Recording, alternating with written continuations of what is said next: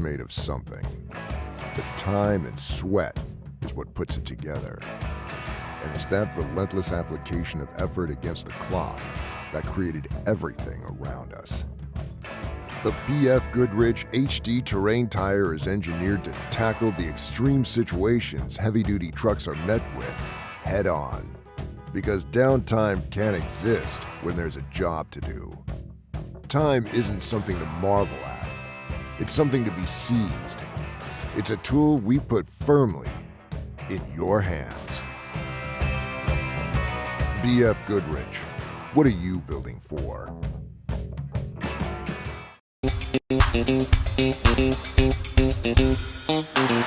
Hey, Greg Adler here, president of Off-Road Warehouse and part-time off-road racer. Here at ORW, we're not just your typical off-road shop. We sell race parts. Come check it out. We sell everything from FK rod ends, Bragola, PCI radios, and we're even selling direct BF Goodrich racing tires. Check out any one of our 10 Off-Road Warehouse locations. Get you dialed for going down to Baja or anywhere else you play. It's Truck Month at Alexander Ford, Yuma's only locally owned Ford dealer and voted Yuma's best. Just announced, get a 6-year, 100,000-mile powertrain warranty on all new Ford F-150s, plus 1.9% for 72 months. Below market pricing on Ford Mach-E and Lightnings with a $12,500 Ford rebate on select models. See all our specials, great financing offers, and discounts at BillAlexanderFord.com. It's Truck Month, and Alexander Ford is your source for America's best-selling trucks. A difference you can count on. Go further. Explore the trails less traveled. And reach your destination quicker with King's new Toyota Sequoia 2.5 OEM Performance Series kit. These 100% bolt-on kits feature front ride height adjustment, superior ride quality, and external finned reservoirs with optional wide-range compression adjusters to further refine your ride quality. See why we're the choice of experienced overlanders and order your Sequoia kit today.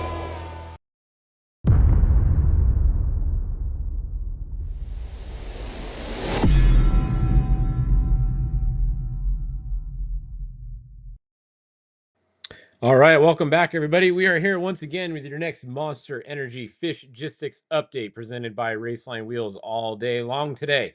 We have some finishers of the Score San Felipe 250. We have Alan Ampudia is your unofficial winner overall, and it's going to be close. Well, not going to be close. It is going to be a new record for the highest average speed at a Score race. We are going to be somewhere around 70 miles an hour. We need to wait and see his exact finish time to know, but it's going to be somewhere between 69 and 70 miles an hour, which is insane to think that that's an average speed that these guys are doing. Yeah, this course was actually pretty fast, obviously, for a lot of it, but at the same time, just to be able to average that much on a class, you know, in a race nowadays is insane. That's so fast. That's average speed. I mean, that means you were doing over 100 miles an hour for most of the race.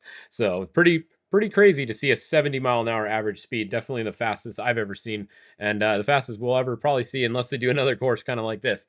But let's go over and take a look. We still got a lot of cars out on course.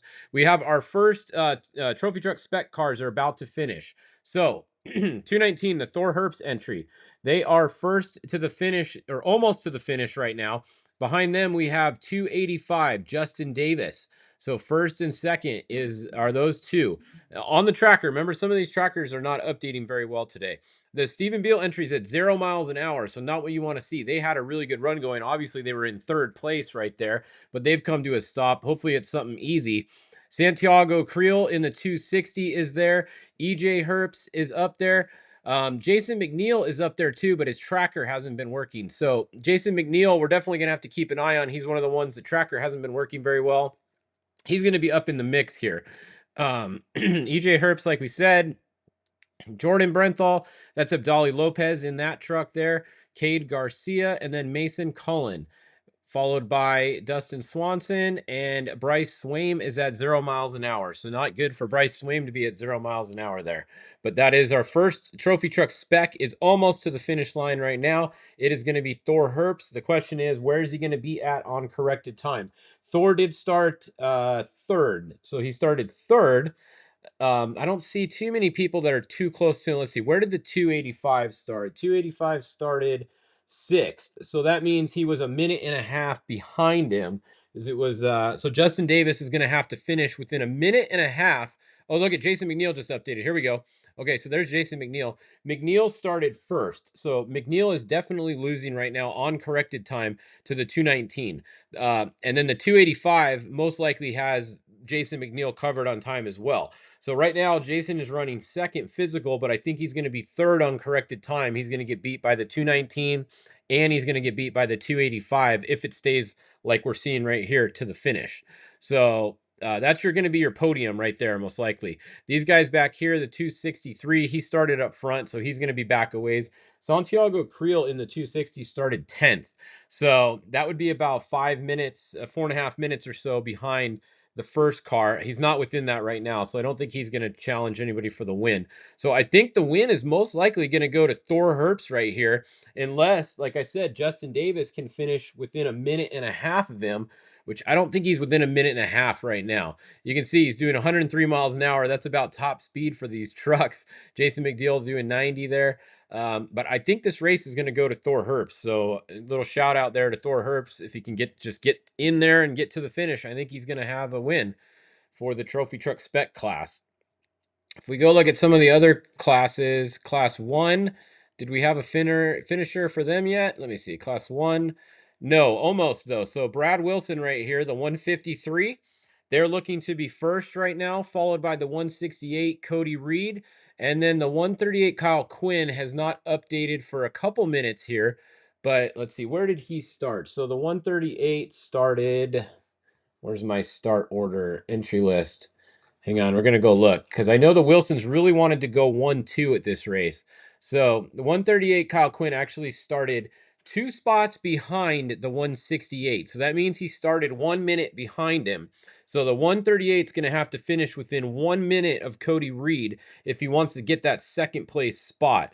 But Brad Wilson is definitely going to be your winner if he can make it to the finish because he started 5th and he's first on course now. So he has everybody covered on time.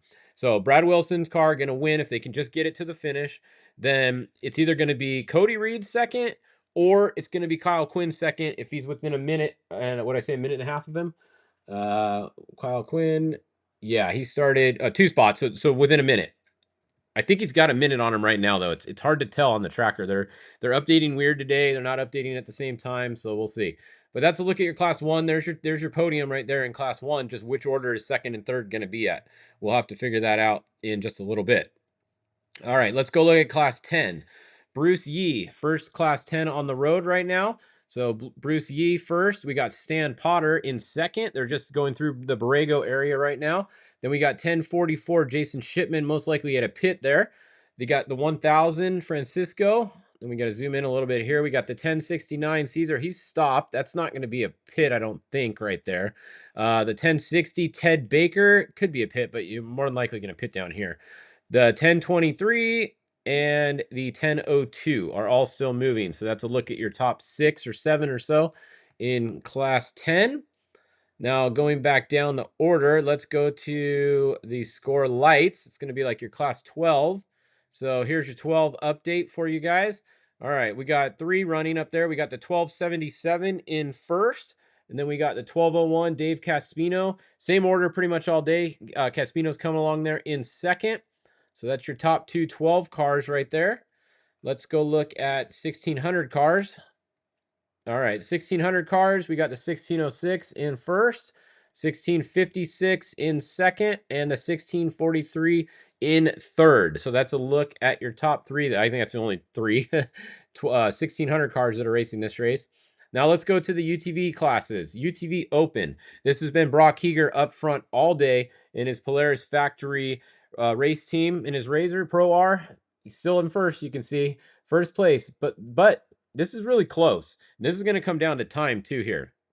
So we got Brock Heeger, Brandon Sims, Max Eddy Jr. now has moved his way up. And then we have Wayne Matlock and Caden McCachran. Literally, like a couple steps from each other, it looks like, on the course here. So this is really good racing here. Look at this, top 5 cars in this Pro Open class within a few miles of each other. The Pro Open UTV class has turned into one of the best classes in racing nowadays. You got everyone's in Pro Rs mostly. You can race a Can-Am in there if you want. There was actually 1 or 2, I believe, entered this race, but it's been a battle between the Pro Rs in this class for a while, and it's a good battle. I mean, they're within seconds of each other on corrected time here. I don't even know who's where.